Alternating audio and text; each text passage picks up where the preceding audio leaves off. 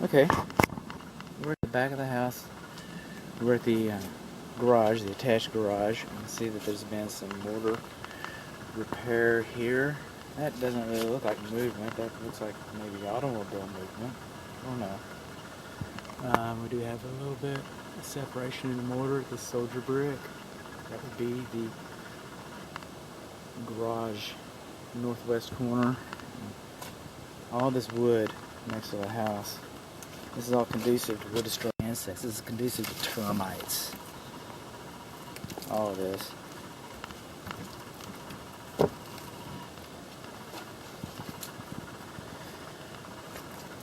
I can say that, but we're not doing a termite inspection today. So there's that. We're going to talk about it some, though. We're going to talk about it a little bit coming along. This is part one because the fence, the pool area is locked, so the exterior is going to be in two parts. We have some paneling. We're on the north side of the garage. Coming along, we got trees touching the roof. You'll see that. Probably seen that in another video already. The electric meter should be sealed on the top and sides to help prevent moisture from getting back behind there. It's been here for a while. I don't know if we've had a problem with it yet, but anyway, that's the way it should be. We've got level to negative drainage along the north side of the house here. Lots of debris. Lots of debris.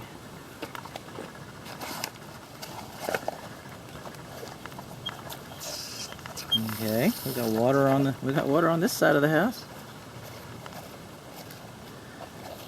I'm starting to put these back now. That time of year. It's down to 70 today. Coming along, we got some ventilation. Some ventilation for the crawl space area. That's going to be interesting too. It's been raining like crazy. So we got some, this is a clean out for the kitchen area. It's not a main clean out, but it's a clean out for the kitchen area. Sewer clean out. We've got some stair step cracks between the brick and mortar. Underneath this is the kitchen window. We're still on the north wall. Now this is interesting because it goes two ways.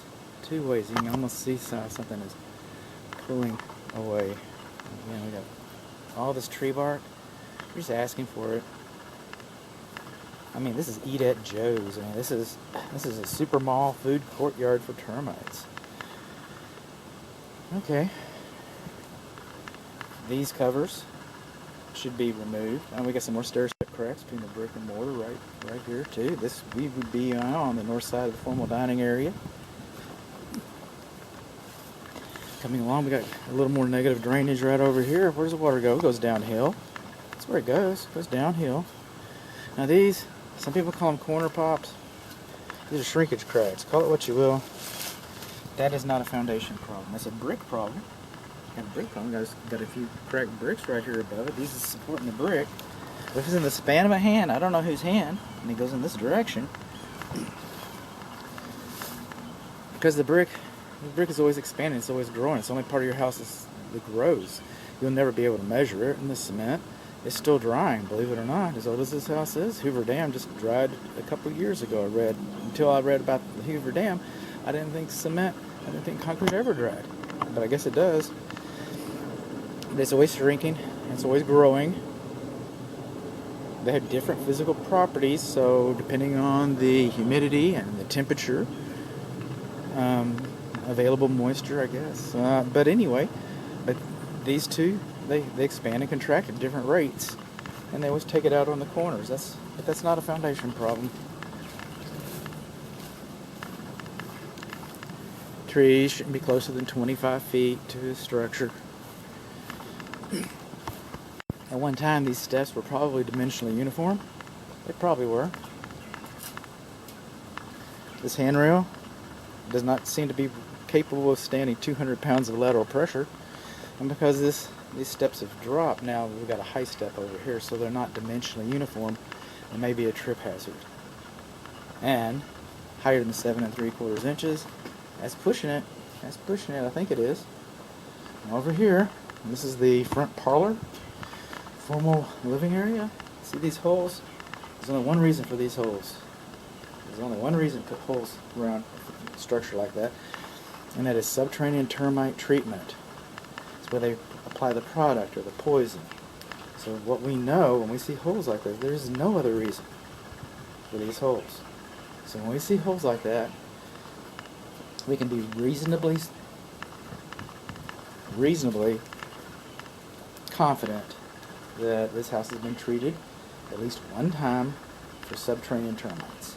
We don't know when it was treated, we don't know who treated it, we do not know who treated it with what, but we know it was treated.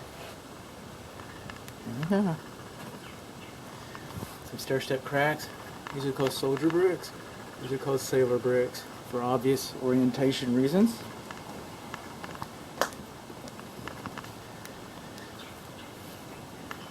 I am not sure what this is.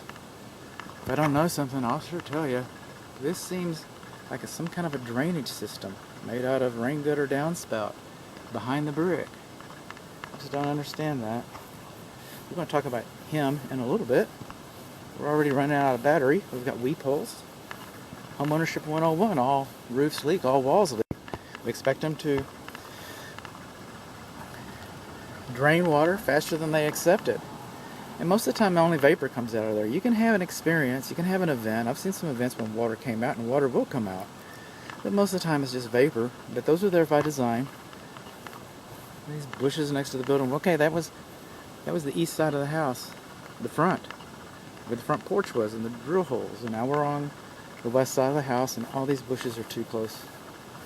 All these bushes are too close. We got a little stair-step crack right here. Screen